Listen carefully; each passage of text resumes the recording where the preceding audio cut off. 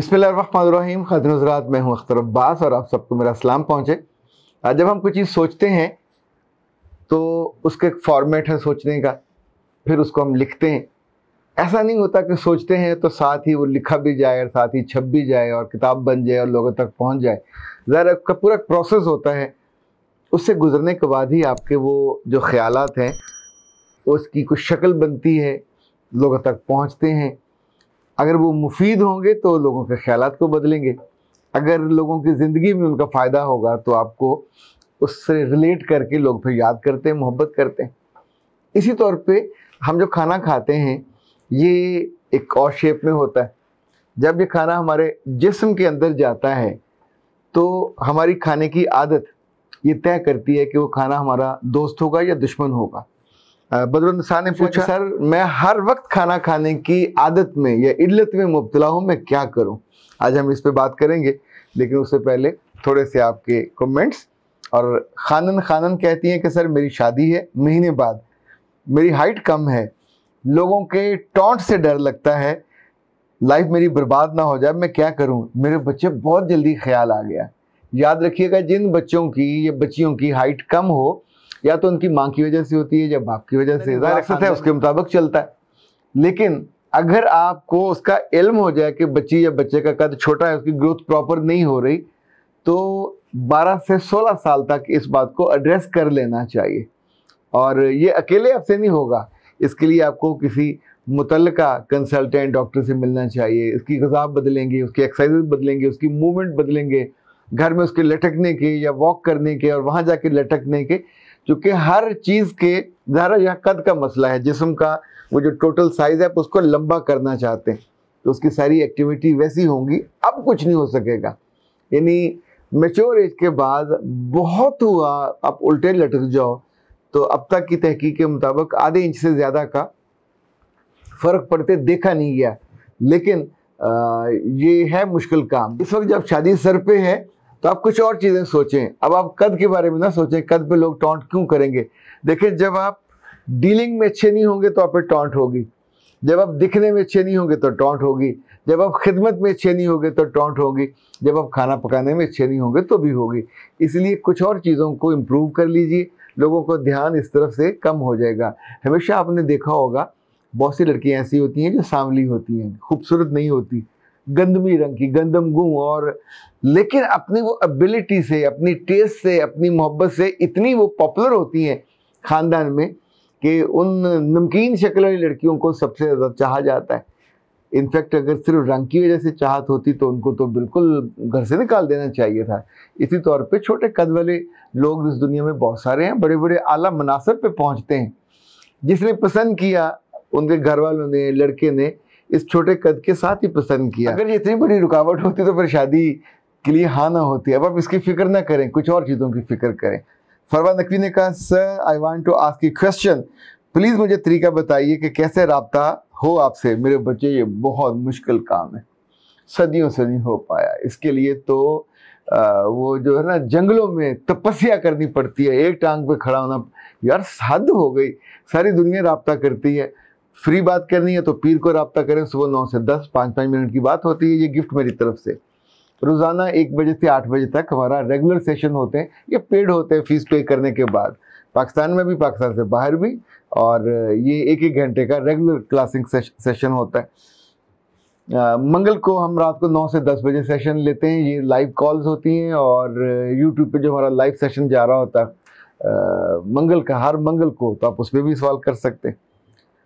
पलवशा खान ने कहा है, आई लव यू सर, आप हमें जीना सिखाते हैं। मेरे बच्चे, हम दोनों इकट्ठे भागते हैं, आप जीना सीखना चाहते हैं और मेरा मन है कि मैं आपकी दुआएं समेटूं। सो मैं कुछ जो अच्छी चीज़ें मुझे समझ आती हैं, जिन्होंने मेरी ज़िंदगी में कहीं कोई मिठास भरी होती है, मैं आपसे वो शेयर कर लेता हूँ। समीना मुजफ्फर ने कहा है, सर जी वैसे तो आपकी वीडियोज़ में डाउनलोड करके रखती हूँ और इस काम के लिए मैंने अलग मोबाइल रखा हुआ है, आप हमारी ज़िंदगी को संवारने का बड़ा शानदार काम कर रहे हैं। बेटा जी बहुत शुक्रिया। हिफ्जा बीबी ने कहा, हिस्ट्री विनर पर्सन। अच्छा अख्तर अब्बास, मेरे बच्चे ये हिस्ट्री में कौन सा मुकाबला था, कोई रेस का मुकाबला था जो मैंने जीत लिया, या वैसे आप सोचते हो? हिस्ट्री तो बंदे के जाने के बाद तय करती है, उसका हमारे दिलों में, हमारी ज़िंदगी में कितना मुकाम होता है। आई विश कि मैं आपकी ज़िंदगी में और अपनी ज़िंदगी के बाद भी आपकी यादों में और आपकी दुआ में रहूं। रोज़ आबिद कहते हैं कि how to write a letter. मेरे बच्चे, अब कौन सा लेटर लिखने का ज़माना है, अब व्हाट्सएप करने का ज़माना है। व्हाट्सएप में पढ़ लेता हूँ, हमेशा नहीं पढ़ता, सुबह पढ़ता हूँ, शाम में पढ़ता हूँ, आधा आधा घंटा। तो जिनकी किस्मत यावरी करती है वो मुझ तक पहुँच जाते हैं। सायरा नसीर ने कहा सर ग्रेट, लेकिन कुछ मर्द भी सास जैसे होते हैं। बिल्कुल होते हैं, ये जो जिबिल्लत है ये लाजमी नहीं है कि बुराई और ख़राबियाँ सिर्फ औरतों में हो, मर्द भी बदर्जा उत्तम उसको करते हैं बाज़ दफ़ा। सर 4 साल से तुर्की से आपको सुन रहा हूँ, पहली बार मेरा कमेंट आपने पढ़ा किताब वाला, मैं बार बार सुनता रहा और कह के लगाता रहा, बहुत शुक्रिया। अली 123 ने कहा कि sir you are real Pakistani hero. मेरे बच्चे थैंक यू वेरी मच। और इनोसेंट डॉक्टर ने कहा कि listening you from last 2 months I have learned many things I never know before. फिर इनोसेंट डॉक्टर ने पूछा है कि सर अपने आसपास के क्या सभी लोगों को राज़ी रखना ज़रूरी होता है? मेरे बच्चे बिल्कुल ज़रूरी नहीं होता और वहाँ पे वाजिब भी नहीं है, लेकिन लोगों को नाराज़ करना भी वाजिब नहीं है, एक तवाज़ुन के साथ चलना चाहिए। अच्छा जी, अब आते हैं हर वक्त खाने की जो लत है उससे कैसे बचा जाए। देखिए, एक बात तो ज़िंदगी में समझें कि इंसानी जिस्म की जितनी बीमारियां हैं इनमें से बेशतर का ताल्लुक खाने से है। वो खाना जो आप बार बार खाते हो, वो खाना जो बेवक्त खाते हो, वो खाना जो ज़रूरत से ज़्यादा खाते हो, वो खाना जो पिछले खाने के हज़म होने से पहले आप दोबारा खा लेते हो, वो खाना जो बेवक्त खा के बेज़रूरत खा के वो अपने जिस्म पे, अपने मैदे पे आप बहुत ज़्यादा वज़न डाल लेते हो। इनफैक्ट खाने की आदत बहुत अहम है, खाने का वक्त बहुत अहम है, खाने की क्वांटिटी बहुत अहम है और खाने की क्वालिटी भी बहुत अहम है। जितने अमराज हैं इंसानी जिस्म के, ये खाना उनके लिए सोना भी बन सकता है और जहर भी बन सकता है। इस खाने की वजह से बहुत से लोग डी शेप हो जाते हैं, इस खाने की वजह से बहुत से लोग बीमारियों का शिकार होकर बीमारियों का घर बन जाते हैं, फिर आप कमाते जाते हो, उन पर लगाते जाते हो। हम जब छोटे होते थे तो एक बात बताई जाती थी कि बेटा खाना खाओ, डट के खाओ, भूख रख के खाओ। इसी तौर पे सियाने बताते थे कि जिस्म में खाने की ज़रूरत है उसके 3 हिस्से कर लो, एक हिस्सा खाना, एक हिस्सा पानी, एक हिस्सा हवा के लिए।